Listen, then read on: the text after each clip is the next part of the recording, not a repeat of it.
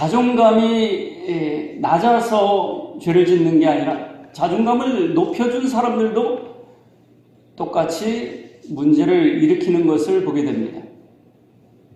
그러면 해결책이 뭐냐? 남보다 기가 죽고 남보다 기가 살고 이게 문제가 아니라요. 기준이 잘못된 거예요.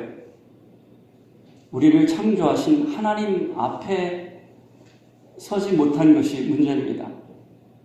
그래서 이 오늘날의 모든 죄악의 뿌리는 잘못된 자기 사랑에 나옵니다. 자기 사랑. 우리가 자기를 사랑하라고 하죠. 맞는 얘기입니다. 그런데 자기를 잘못 사랑하는 데서 모든 문제가 나오는 거예요.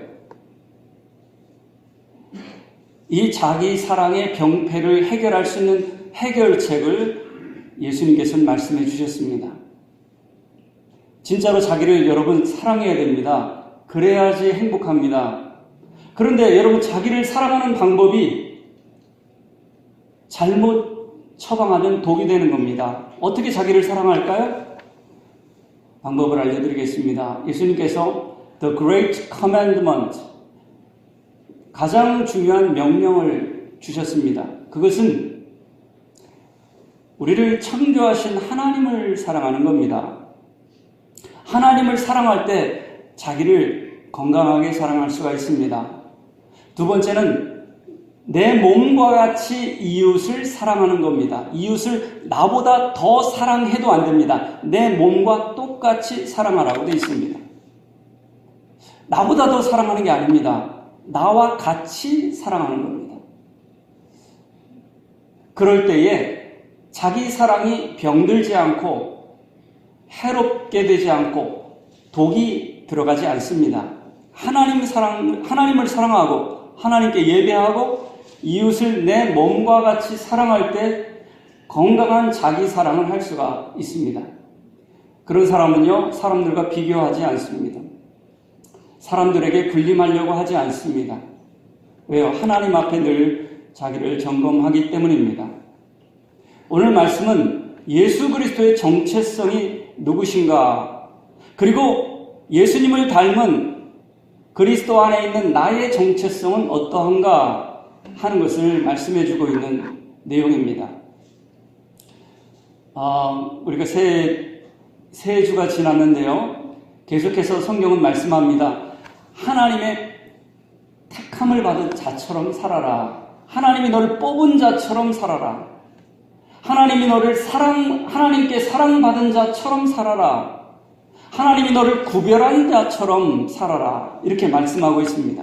그게 믿음이에요. 여러분, 이 믿음이 좋은 사람이 하는 말이 하나님이 나를 사랑하는지 모르겠어. 내가 성도인지 모르겠어. 그렇게 살지 말고요. 하나님이 구별한 성도처럼, 성도인지는 알 바 아니고 성도처럼 살아보세요. 하나님이 날 사랑하는지 모르겠지만 사랑받은 자처럼 살아보세요. 그리고 하나님이 날 뽑고 택한 자처럼 한번 살아보세요. 여러분을 뽑아서 가정에, 직장에, 교회에 보내주셨다. 주체가 하나님이 나를 보내셨다. 나를 택하셨다. 나를 사랑하셨다. 이렇게 한번 살아보시란 말입니다. 지난 시간 이사야 42장에서 예수님과 그리스도인들의 모습을 말씀해 주었습니다. 예수님은 하나님이 붙드시는 종이에요. 하나님이 택하신 종이에요. 하나님이 기뻐하시는 종이에요. 세례 받으실 때 내가 너를 기뻐하노라 이렇게 말씀하셨어요. 우리 세례 받은 저와 여러분은 내가 너를 기뻐하노라 하나님의 음성을 날마다 들으며 날마다 세례를 받아야 돼요. 마음의 여러 가지 어두움과 상처들을 날마다 말씀으로 하나님의 사랑으로 씻어내야 됩니다. 날마다 세례 받아야 돼요. 그리고 하나님의 사랑받은 자임을 확인하고 믿음으로 감사함으로 모든 고난을 통과할 수가 있어야 되겠습니다. 예수님께서는 그렇게 택함을 받아서 무슨 일을 위해서 택함을 받았느냐? 사람들을 하나님께로 돌아오게 하는, 우상 숭배와 하나님을 떠났던 사람들을 하나님께로 돌아오게 하는 사명을 받았습니다. 그런데 그 사명을 어떻게 감당하느냐? Quiet gentleness, 조용하게 감당합니다. 목소리를 높이지 않습니다. 그리고 조바심을 내지 않습니다. 그리고 부드럽게 감당합니다. 상한 갈대를 꺾지 아니하시고 꺼져가는 등불을 끄지 아니하시고 가장 실패한 사람도 무시하지 않으시고 연약한 자도 무시하지 않으시고 그렇게 사역을 감당하시는 부드럽고 조용하게. 우리 하나님의 특징이 있습니다. 하나님은 조용하세요. 하나님은 위대하세요. 조용한 가운데 위대한 일을 합니다. 저는 저와 성도님들이 우리 조용하시며 능력 있는 하나님을 닮아가는 그런 사역을 가정에서, 직장에서, 교회에서 감당하기를 원하는 겁니다. 목소리가 높인다는 것은, 성전이 시끄럽다는 것은 성령님의 힘으로 하는 것이 아니라 인간의 힘으로 하고 있다는 거예요. 거기에는 열매가 없습니다. 이파리는 무성한데 열매가 없습니다. 그러나 성령의 도우심으로 성령의 힘을 힘입어서 은혜로 감당하는 자에 열매가 있고요. 목소리를 높일 필요가 없고요. 하나님이 동행하십니다. 하나님이 일하시기 때문에 목소리를 높일 필요가 없다는 것이에요. 성령의 능력으로 감당하는 것입니다. 오늘 이어서 49장에 우리 예수님이 누구신가, 어떻게 일하시는가를 보여주고 있습니다. 우리 1절에서 3절을 같이 읽겠습니다. 손들아 내게 들으라, 먼 곳 백성들아 귀를 기울이라. 여호와께서 태에서부터 나를 부르셨고 내 어머니의 복중에서부터 내 이름을 기억하셨으며 내 입을 날카로운 칼같이 만드시고 나를 그의 손그늘에 숨기시며 나를 갈고 닦은 화살로 만드사 그의 화살통에 감추시고 내게 이르시되 너는 나의 종이요 내 영광을 내 속에 나타낼 이스라엘이라 하셨느니라. 아멘. 여기서 예수 그리스도를 발견할 수가 있습니다. 뿐만 아니라 우리에게 복음이 되는 것은 여기서 그리스도인의 모습을, 저와 여러분의 모습을 발견할 수가 있습니다. 예수님은요, 태에서부터 하나님이 부르셨습니다. 하나님께서 그 이름을 예수라고 정해주셨습니다. 이름을 기억하셔요. 하나님이 선택한 거죠. 요한복음 15장의 말씀에 제가 군대 생활하면서 그 말씀을 처음으로 들었긴 들었지만 그 말씀이 그렇게 중요하구나 하는 생각을 하게 되었습니다. 군대에 있던 신우의 친구가 말하기를 가장 은혜 받는 구절을 나누는데 요한복음 15장에 그 구절을 나누면서 나는 내가 하나님을 선택한 줄 알았더니 말씀해 보니까 내가 나를 택한 것이 아니라 내가 너를 택하였다라고 하는 이 말씀을 고백합니다. 그렇게 말합니다. 그 친구가 MBC 연예 부분 본부장으로 있는 친구인데 그래서 그때 인상이 하나님이 나를 택한 거구나. 내가 목사 아들로 믿는 집안에 태어나서 내가 교회 목사가 되기로 한 게 아니라 하나님이 나를 택하셨구나. 여러분이 교회를 택하고 여러분이 종교를 택한 게 아니라 누가 택하신 겁니까? 믿음으로 볼 때는 하나님이 택하셨기 때문에 여기 있는 거예요. 그래야 사명을 감당할 수가 있어요. 내 발로 왔다 그게 아닙니다. 하나님이 택하셔서 저와 여러분이 지금 삼성교회에서 함께 예배드리는 겁니다. 내가 너를 불렀고 내가 너를 이름을 기억하였다. 그런데요, 이 말씀을 한 배경이 상황이 좋지가 않았어요. 지금 이스라엘이 멸망 직전이에요. 그리고 바벨론의 포로가 됩니다. 상황이 아주 안 좋은 때에 하나님께서는 한 종을 예비하셨습니다. 그 종은 어떤 사람을 택하였냐? 문벌 좋은 사람, 스펙 좋은 사람이 아니었습니다. 7절에 보시면 나오지만 멸시받는 사람, 미움받는 사람, 사람들의 종로로 타는 사람을 택하였던 겁니다. 보잘것없는 사람을 택한 것입니다. 그런데요, 이 사람이 특징이 하나 있어요. 다른 건 인물, 실력 이런 거 다 빼고 이거 하나만은 대단합니다. 2절을 한번 읽겠습니다. 내 입을 날카로운 칼같이 만드시고 나를 그의 손 그늘에 숨기시며 나를 갈고 닦은 화살로 만드사 그의 화살통에 감추시고. 어디가 특징이 있냐면 입에 특징이 있습니다. 입술에 권세가 있는 겁니다. 입을 날카롭게 하고 뾰족한 화살처럼 갈고 닦았습니다. 무슨 뜻입니까? 하나님의 말씀을 전할 자라는 것이에요. 예수님께서 말씀이 육신이 되어 우리 가운데 거하셨다고 되어 있는데 하나님의 진리를 전달할 사람을 택했다는 거예요. 사람이 모든 문제가 어디서 나온다고 보십니까? 사람 관계? 또는 경제 문제? 돈 때문에? 한번 여러분 생각해 보시기 바랍니다. 교회 때문에? 나라 때문에? 제가 받은 말씀을 전달해 드리겠습니다. 아모스 8장 11절에 이 땅에 기근이 있으리니 무슨 기근입니까? 말씀이 없는 기근입니다. 모든 문제는 말씀이 없기 때문에 생겨납니다. 말씀으로 돌아가야 됩니다. 하나님과의 관계가 깨어졌기 때문에 문제가 생겨난 겁니다. 그게 해결이 되면 다른 문제는 작게 보여요.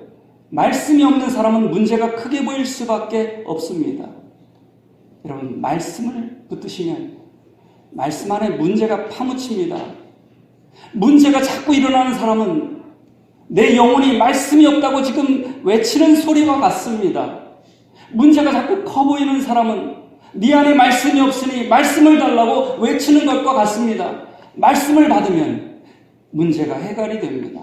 갈라진 마음이 부드럽게 됩니다. 이게 영적인 원리입니다. 하나님께서 우리에게 주시고자 하는 것은 말씀입니다. 그래서 입을 날카롭게 하고 뾰족한 화살처럼, 뭉뚱그리 화살은 가슴에 박히지가 않아요. 뾰족한 화살처럼 영혼의 심령에 박혀서 그 사람을 죽음에서 일으키는 사랑의 큐피트가 되는 겁니다.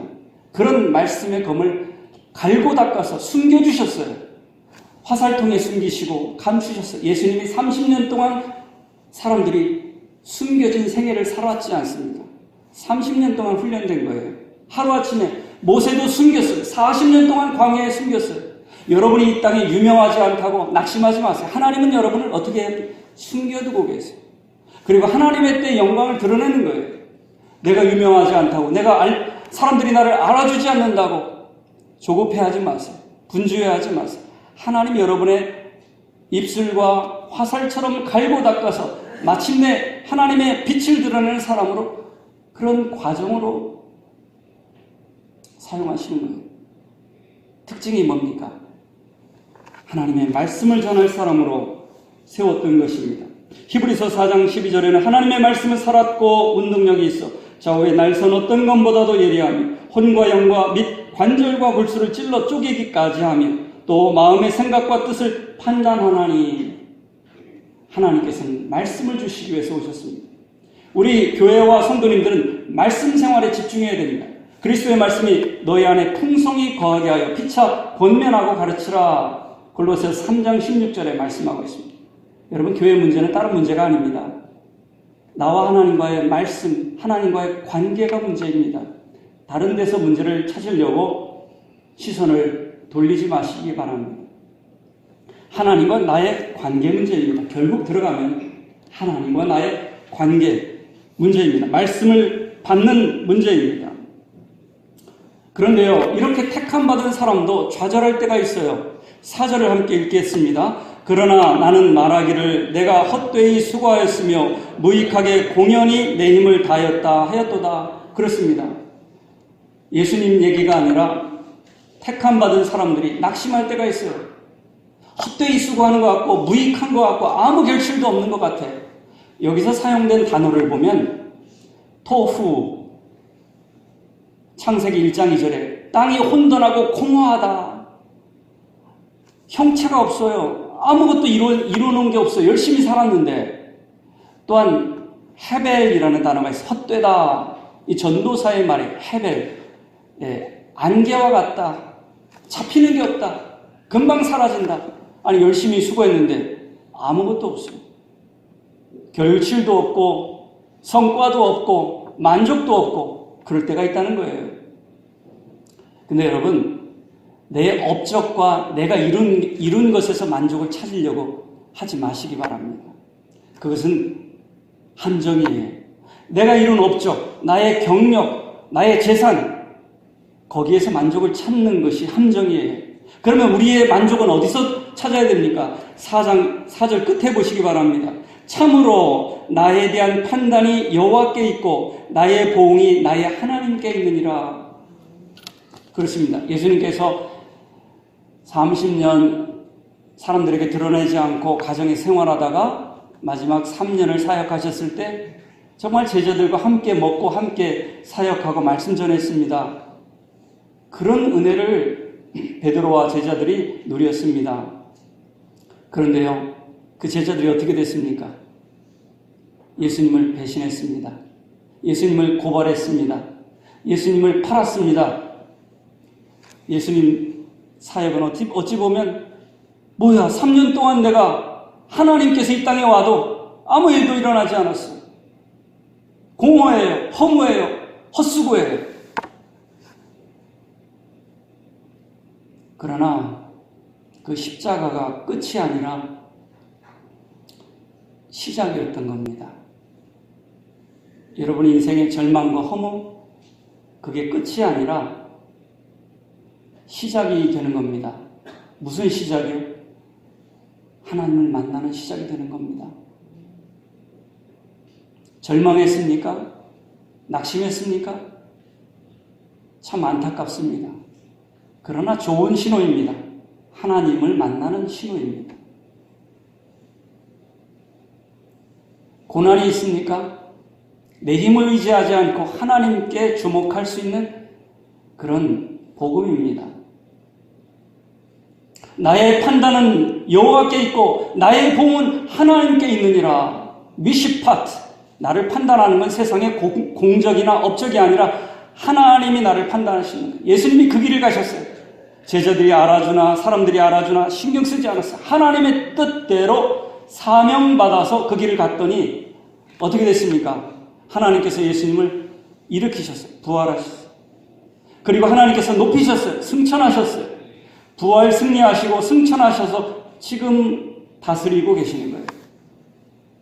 여러분, 우리의 기독교 신앙은 십자가에서 끝이 아닙니다. 실패가 끝이 아니라 시작입니다. 고난이 끝이 아니라 시작입니다. 하나님을 바라보고 나의 판단은 하나님께 있다. 나의 복은 하나님께 있다. 라고 고백하는 사람들은 부활하게 됩니다. 그리고 승천하고 하나님 높여주시고 다스리게 됩니다. 사람들이 멸시하고 미워하고 종으로 삼았는데 어떻게 되었습니까? 7절의 그 결과를 같이 한번 보겠습니다. 읽겠습니다.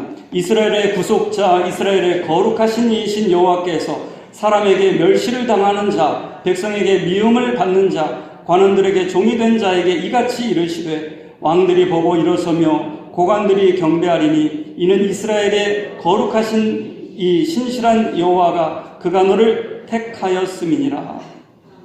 나중에는요, 그 무시한 미워했던 그를 왕들이 보고서 일어서며 고관들이 경배하게 됩니다. 역전 현상이 일어나는 거죠. 역전 현상. 사랑하는 성도 여러분, 저는 여러분이 사람들에게 인정과 사랑과 존경함을 얻기를 원합니다. 그러나 사람 보고 살지 마세요. 사람에게 인정받는 게 최고 목적이 아니에요. 하나님께 인정받아야 돼요. 하나님을 두려워할 줄 알아야 돼요. 사람 눈치가 두려운 게 아니라 하나님을 두려워할 줄 알아야 돼요. 진정코 하나님을 두려워할 줄 아는 사람에게 지혜가 생기고 용기가 생기고 하나님께서 반드시 그를 세워줍니다. 나의 양심, 알량한 양심을 따라 살아가는 정도가 아니라 양심의 기준이 사람마다 다르니까요. 하나님 앞에서, 말씀 앞에서 나 자신을 점검해야 됩니다. 나의 판단은 여호와께 있다. 미시파티 엘로히, 나의 판단은 여호와께 있다. 하나님 앞에 판단받아야지. 사람 앞에 잘했다, 못했다, 훌륭하다, 여기에 그쳐서는 안 됩니다. 사도 바울이 말합니다. 내가 사람들을 즐겁게 하랴, 하나님을 즐겁게 하랴. 그게 만약에 선택하라고 하면 하나님을 기쁘게 하는 걸 선택하겠다. 내가 사람에게 순종하랴, 하나님께 순종하랴. 선택하라고 하면 나는 하나님께 순종하겠다. 여러분, 서로 순종하고 서로 기쁘게 해주세요. 그러나 하나님보다 더 사람을 높이 두지 마세요. 그게 참 진리의 기쁨을 살아가는 존귀한 인간의 본분이고 모습인 것입니다. 그런데요, 이 메시아의 사명은 바벨론 포로된 사람들을 돌아오게 하는 거예요. 근데 뿐만 아니라 이방의 빛으로 나의 구원이 세상 끝까지 이르게 하는 거예요. 이게 참 불편한 말입니다. 충격적이고도 불쾌한 얘기입니다.